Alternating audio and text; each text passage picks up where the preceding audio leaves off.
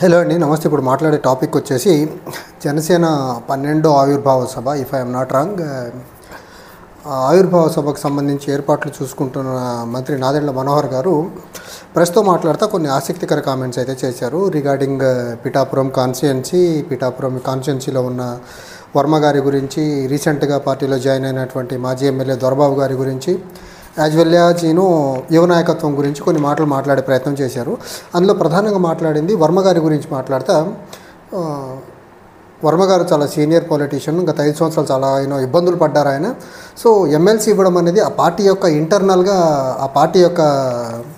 Internal అంశం, దాన్ని మేము చేసేదానికి ఏం లేదు. బట్ వర్మ గారు పవన్ కళ్యాణ్ గారి కోసం నిలబడ్డారు, ఎలక్షన్ కోసం నిలబడ్డారు. వర్మ గారికి మంచి జరగాలని మేము మనస్ఫూర్తిగా కోరుకుంటాం, ఆయన మేము గౌరవించుకుంటామని చెప్పే ప్రయత్నం చేశారు. బట్ అక్కడున్న రిపోర్టర్కు అడిగిన క్వశ్చన్ ఏంటంటే, అది ఇమీడియట్గా దీని ఫాలోఅప్గా, మీరు పెండెం దొరబాబు గారిని వర్మ గారిని చెక్ పెట్టేదానికే తీసుకొచ్చారు, ఆ వైసీపీ మాజీ ఎమ్మెల్యేని జనసేనలో కంటే. వర్మ గారికి ఎవరికి చెక్ పెట్టేదేముంది? పిఠాపురం అనేది పవన్ కళ్యాణ్ గారి అడ్డా, ఇంకా దీన్ని ఎవరు ఏం చేయలేని పరిస్థితి, ఇక్కడ చెక్ పెట్టాల్సిన అవసరమే లేదు అని చెప్పే ప్రయత్నం చేశారు. నిజంగా పిఠాపురం అనే కాన్స్టిట్యున్సీ పవన్ కళ్యాణ్ గారి అడ్డ అయితే ఎన్నికల ముందు పొత్తెందుకు? మీకు పొత్తులో వర్మగారు నా గెలుపుని మీ చేతిలో పెడతానని అడుక్కోవడం ఎందుకు? లేకపోతే వర్మగారు కుటుంబ సభ్యులు అందరు సహాయ సహకారాలు అడుక్కోవడం ఎందుకు? లేకపోతే వేరే పార్టీలతో పొత్తులు, బీజేపీ, టీడీపీ ఇవన్నీ పొత్తులు ఎందుకు అడ్డా అయినప్పుడు? ఇదే ఏరు దాటాక తెప్ప తెగలేసే రకం అంటే ఇదే. గెలిచారు వర్మ సపోర్ట్తో, వర్మకు అక్కడ ఏదైనా పదవి వస్తే మీకు ఇబ్బంది అవుద్దని తెలుసు, అందుకని వర్మ గారికి ఏ పదవి రాకుండా చాలా జాగ్రత్త పడుతున్నారు ఈ పవన్ కళ్యాణ్ గారు. తర్వాత నిన్న మాట్లాడుతూ ఇంకో మాట చెప్పింది ఏంటంటే, పవన్ కళ్యాణ్ గారు నాగబాబు గారిని రాజకీయాల్లోకి తీసుకురావడం వారసత్వ రాజకీయాలు కాదు కదా, వారసత్వ రాజకీయాలను ప్రమోట్ చేయనని పవన్ కళ్యాణ్ ఎలా ప్రమోట్ చేస్తున్నారంటే, అసలు అది వారసత్వ రాజకీయాలు అంటే పొరపాటు అంటాడంటే. మరి నాగబాబు గారు పవన్ కళ్యాణ్ గారి అన్న కాకుండా ఏ బేసిస్ మీద ఆయన ప్రజాసేవలో ఏమైనా నిట్ట నిలువున మునిగి తేలేరని తీసుకొచ్చారు? ఆయన రాజకీయాల్లో కాదు కదా. వారసత్వ రాజకీయాలు కాకపోతే ఏంటి? నాగబాబు గారిని ఏ క్రైటీరియా కింద, ఏ బేసిస్ మీద తీసుకొచ్చారు? నాగబాబు గారి కాంట్రిబ్యూషన్ ఇంతకుముందు సొసైటీకి ఏమైనా గొప్పగా ఏమైనా ఉందా? లేదు కదా. జబర్దస్త్ ఒక చిల్లర కామెడీ షోలో జడ్జిగా కూర్చున్న వ్యక్తిని తీసుకొచ్చి రాజకీయాల్లో ఎమ్మెల్సీని చేశారు, రేపు మంత్రిని చేస్తున్నారు. ఏ కేటగిరీలో తీసుకొస్తున్నారు? తర్వాత పవన్ కళ్యాణ్ గారు ఎప్పుడు యువ నాయకత్వం గురించి ఆలోచిస్తారు, ఎక్కువ మంది యువకుల్ని రాజకీయాల్లో ఉండాలని కోరుకుంటారంటారంట. ఇప్పుడు 2 ఎమ్మెల్సీని జనసేన పార్టీ తరఫున చూస్ చేసుకున్నారు. అంతకుముందు ఒకళ్ళు హరిప్రసాద్ గారు, ఇప్పుడు నాగబాబు గారు. ఇద్దరు ఏ పార్టీ యువకులు అండి? వీళ్ళిద్దరు 60 సంవత్సరాలు పైబడిన మనుషులే కదా వీళ్ళిద్దరిని యువకులను ఎలా అంటారు? అంటే పవన్ కళ్యాణ్ గారికి అవకాశం వస్తే కొత్త నాయకత్వాన్ని ప్రమోట్ చేస్తారంట. మరి ఇప్పుడు ఇద్దరు ఎమ్మెల్సీలను ఇచ్చారు. 2 ఎమ్మెల్సీల్లో కొత్త వాళ్ళు ఎవరిని ఉన్నారా? ఒక ఆయనేమో మీ పంచకాశి ఆయన, ఇంకొక ఆయనేమో మీ సొంత అన్న. కొత్త నాయకత్వాన్ని ఎక్కడ ప్రమోట్ చేస్తున్నారు ఈయన? యువ నాయకత్వాన్ని ఎక్కడ ప్రమోట్ చేస్తున్నారు ఈయన? ఎందుకు పనికి మాలిన మాటలన్నీ మాట్లాడటం? తర్వాత ఈయన చెప్పినటువంటి ఇంకో మాట ఏంటంటే, పవన్ కళ్యాణ్ గారికి ఛాయిస్ ఇస్తేనంట ఆయన పదవి కూడా వదిలేసి వేరే వాళ్ళకి పదవులు ఇచ్చే రకమైన మనిషి అంట. ఆయన అంత గొప్పగా ఆలోచిస్తాడంట. ఇప్పుడు జనసేన పార్టీ కూటమి ప్రభుత్వం వచ్చిన తర్వాత జనసేన పార్టీలో నామినేటెడ్ పదవులు కానివ్వండి, ఎమ్మెల్సీలు కానివ్వండి, ఈ పదవులన్నీ ఎవరికి ఇస్తున్నారండి? మొత్తం మీ చుట్టూ తిరిగిన గుంపులకి, మీ కుటుంబ సభ్యులకి ఇచ్చుకుంటున్నారు తప్ప కొత్తగా యువ నాయకత్వానికి రాజకీయంగా జనసేన పార్టీ కోసం కష్టపడ్డ వాళ్ళు ఎవరికైనా ఇచ్చారా మీరు? ఆ టీటీడీ బోర్డు మెంబర్స్ అవనివ్వండి, బోర్డు మెంబర్ 3 ఇచ్చారు. 3 ఎవరు వాళ్ళు? నిత్యం మీ చుట్టూ ప్రదక్షిణలు చేసేవారు మీ క్లోజ్ సర్కిలే కదా. కార్పొరేషన్ చైర్మన్ పదవులు ఎవరికి ఇచ్చారు మీరు? మీ చుట్టూ ప్రదక్షిణలు చేసి నాగబాబు గారి ఫ్రెండ్కే ఇచ్చారు కదా. ఒకటి వేరే అతనికి ఇచ్చారు. మిగిలినవన్నీ మీ చుట్టూ తిరిగే వాళ్ళకి, మీ క్లోజ్ సర్కిల్కి తప్ప మీరు కొత్త నాయకత్వాన్ని ఎక్కడ ప్రమోట్ చేస్తున్నారు? దీన్ని కుటుంబ రాజకీయాలు అనకుండా, లేకపోతే మీ క్లోజ్ సర్కిల్ రాజకీయాలు అనకుండా ఇది ప్రజాస్వామ్యం అని ఎలా అంటారు జనసేన పార్టీది అసలు? అండ్ నాగబాబు మనోహర్ గారు మాట్లాడితే ఇంకో మాట చెప్పింది ఏంటంటే, ఈరోజు చంద్రబాబు నాయుడు గారు ముఖ్యమంత్రి అయ్యారంటే దానికి కారణం అంట జనసేన పార్టీ అంట, పవన్ కళ్యాణ్ గారు త్యాగమంట.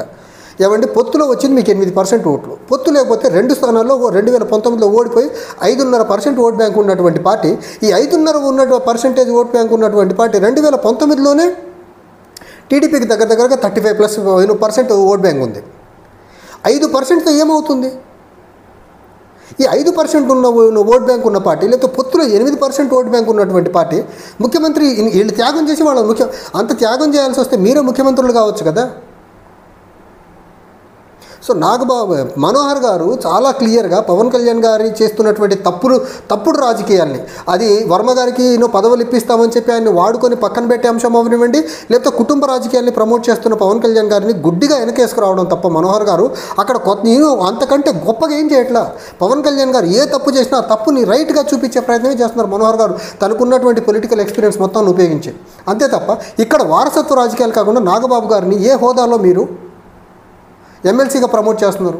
ఆ నాగబాబు గారికి ఇచ్చే ఎమ్మెల్సీ ఏదో నిజంగా పవన్ కళ్యాణ్ గారు సమాజం కోసం, తన కోసం నిజంగా నిలబడే వాళ్ళ కోసం అంత ఆలోచించే వ్యక్తి అయితే, నాగబాబు గారికి ఇచ్చే ఎమ్మెల్సీ చంద్రబాబు గారితో మాట్లాడితే మా అన్నకు అవసరం లేదు, నా కోసం పనిచేసినటువంటి, నా కోసం పిఠాపురంలో నిలబడినటువంటి మొట్టమొదటిసారిగా నేను ఎమ్మెల్యే అయ్యేదానికి హెల్ప్ చేసినటువంటి వర్మ గారికి ఇవ్వండి అని చెప్పొచ్చు కదా. అంత పెద్ద మనిషి ఉండే మనిషి అయితే, కొత్త నాయకత్వాన్ని ప్రమోట్ చేసే మనిషి అయితే, ఆయన పదవులు కోరకుండా వేరే వాళ్ళకి పదవులు ఇచ్చే మనిషి అయితే.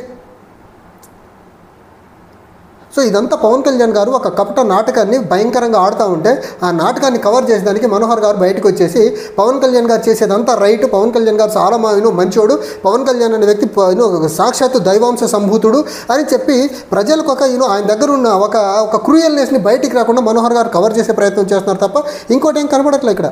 ఇంకో చూడండి, ఒక పక్కేమో వర్మ గారిని సపోర్ట్ చేశారంటారు, ఇంకో పక్కేమో ఉంటే వర్మ గారేమో పదవి కావాలంటే ఆ పార్టీ అధిష్టానంతో మాట్లాడుకోవాలంటారు. మరి ఆ పార్టీ అధిష్టానంతో మాట్లాడుకోవాలనుకున్నప్పుడు 2024 అసెంబ్లీ ఎన్నికలకు ముందు పవన్ కళ్యాణ్ గారు వర్మ గారికి మంచి సముచిత గౌరవం పదవి వచ్చేలా నేను చూసుకుంటా, నేను ఇప్పిస్తానని మాట ఎలా అంటాడు పవన్ కళ్యాణ్ గారు? ఆ పార్టీతో వర్మ గారు టీడీపీతో మాట్లాడుకొని పదవి తెచ్చుకోవాలి అని ఇప్పుడు చెప్తున్నారే, మరి ఎన్నికల ముందు ఈ మాట చెప్పలేదు కదా పవన్ కళ్యాణ్ గారు.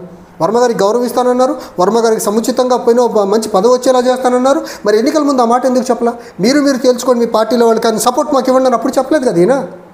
సో మనోహర్ గారు చాలా క్లియర్గా జనసేన పార్టీ అనే పార్టీ తాడు బొంగరం లేని పార్టీ.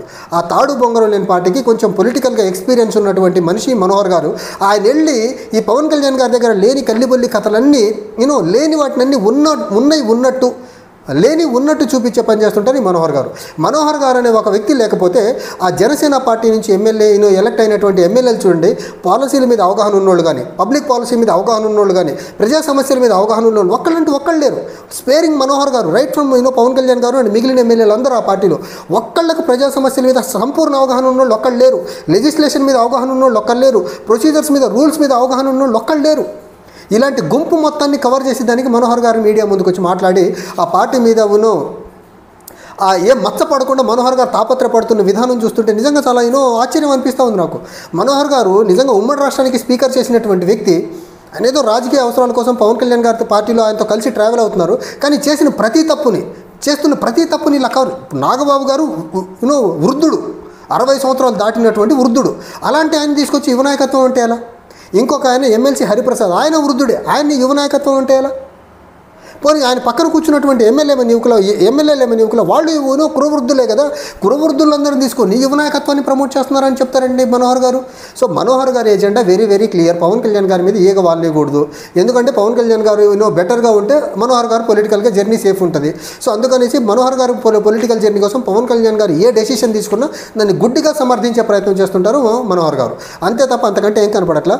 అండ్ వీళ్ళు చెప్తున్నటువంటి మాటలు ఏవైతే ఉంటో వర్మ గారి విషయంలో అవనివ్వండి, లేకపోతే టీడీపీ చంద్రబాబు గారి విషయంలో అవనివ్వండి, ఏరు దాటాక తెప్ప తగిలేసే మాటలు తప్ప ఇవి. నిజంగా జనసేన పార్టీకి అంత బలం ఉంటే పొత్తు అవసరం లేదు.